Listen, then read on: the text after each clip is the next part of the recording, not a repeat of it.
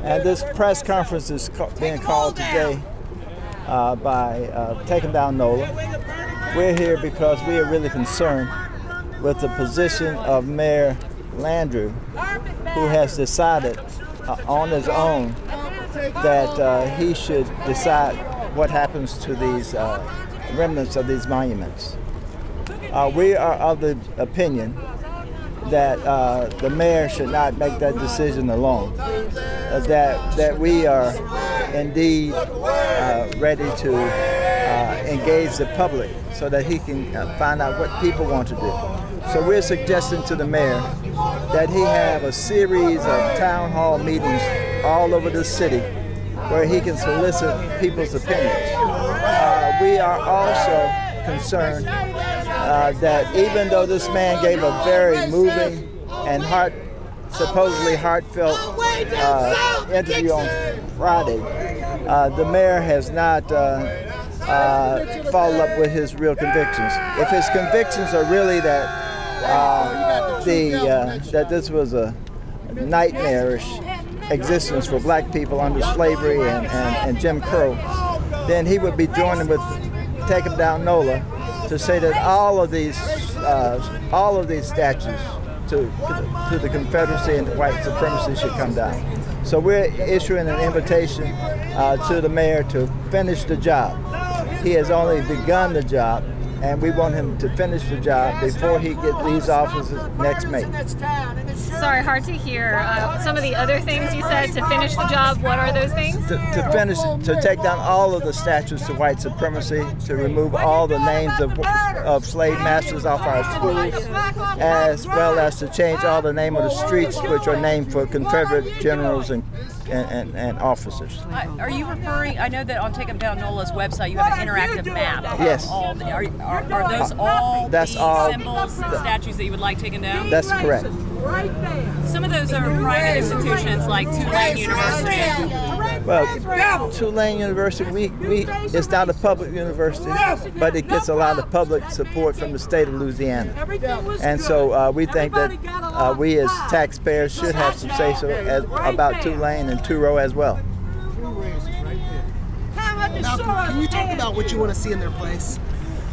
What we would like to see in their place is people who stood for freedom and liberation.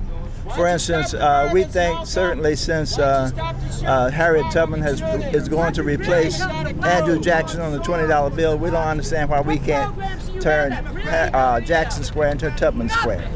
At Lee Circle, we don't understand why we can't put Dorothy Mae Taylor up on that. Dorothy Mae Taylor was one of the courageous black leaders in the city. She led the effort to desegregate Mardi Gras, and she was a stand-up woman. We don't understand why we can't change the name of Claiborne Avenue to Avery C. Alexander Avenue. And we have enough of these Confederate monuments, and we really stand for a people's debate. We want people to have a good understanding. This has raised for everybody in the city the whole issues of racism and the impact of white supremacy. We should take advantage of this because it's on everybody's mind, and we can do some basic education. Most people don't know why these streets are called General Ogden, General Taylor. They don't understand why these things are like that.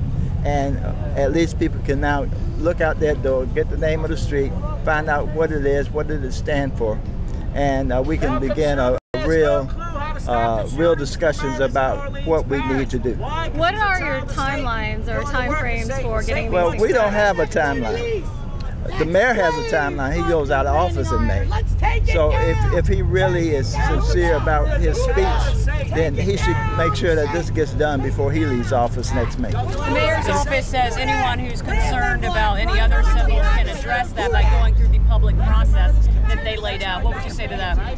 Thank you so much. There is no need for a public process. What there is a need is an ordinance from the city council that says that we in this city no longer uphold any street name, any school name, any statue that praises white supremacy and the Confederacy.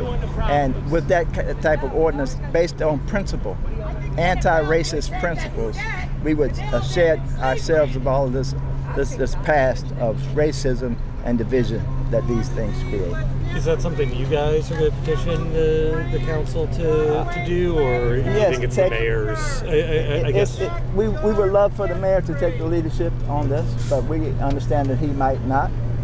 So we take it as our task. Our next task is, of course, to continue our fight, get rid of the Andrew Jackson statue and others, and to get the city council to pass an ordinance that would allow quick takedown of all these other statues that remain. Malcolm is so loud out here. Can I get you to just repeat what you're calling for out here?